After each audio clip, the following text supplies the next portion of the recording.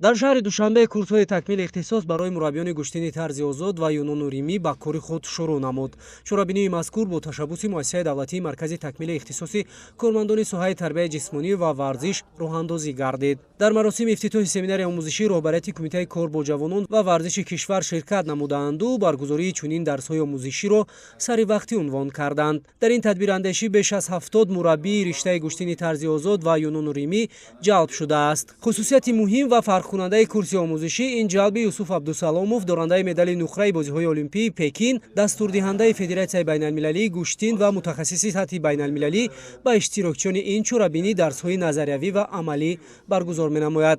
Масъулини соҳа мақсади баргузории ин иқдомро барои мураббиёну варзишгарони тоҷик чунин шарҳ доданд.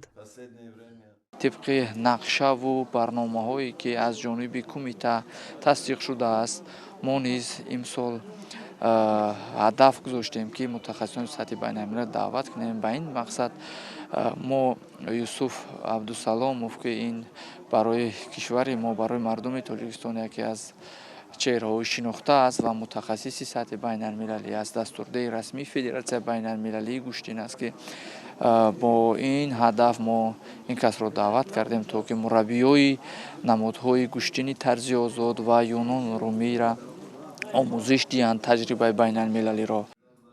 дар тоҷикистон аз лиҳози физикӣ хеле варзишгарони боқувват зиёд аст, чун ин ҷо ба риштаи гӯштини миллӣ аз ҷониби ҷавонписарон аҳамияти махсус зоҳир мегардад. Иброз гардид дар ҷараёни семинари омӯзишӣ аз ҷониби мутахассиси сатҳи байналмилалӣ витаминизатсия ва барқароршавии ҷисмонӣ барои дилхоҳ варзишгар хеле муҳим дониста мешавад, зеро аксар бохтҳо барои гӯштингир камаҳамиятӣ нисбати масъалаи зикршуда ба миён меояд. Гуфта шуд дар идома бояд қайд кард ки Юсуф Абдусаломов дар гузашта узви тими якачини Тоҷикистон дар риштаи зикршуда буд ва кишвари моро дар чандин мусобиқаҳои байналмилалӣ ба таври шоиста муаррифӣ намуд.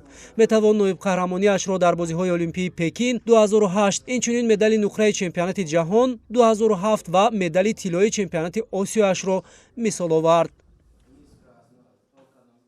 Level 2, уровень 2 – это курс Международной федерации борьбы. Здесь у нас этот курс будет проходить 6 дней. Это утренний час 3 часа – это теория, а вечерний час – это практика. Я думаю, что такие курсы систематически, если будут проводить, это будет идти большой рост, развитие этого вида спорта в Таджикистане. Наверное, это системная работа нужна. То, что сегодня делает Федерация дзюдо в Таджикистане, вот сразу и результаты на Олимпиаде очень хороший такой колоссальные результаты. Я думаю, системная работа нужна. Это вот то, что и обучение тренеров, и федерация, и Министерство спорта, и НОК, что вместе работали. И без системы, без государственной поддержки, конечно, будет тяжело. курси такмили ихтисос барои мураббиёни гӯштини тарзи озод ва юнону римӣ таи 6 рӯз идома мекунад.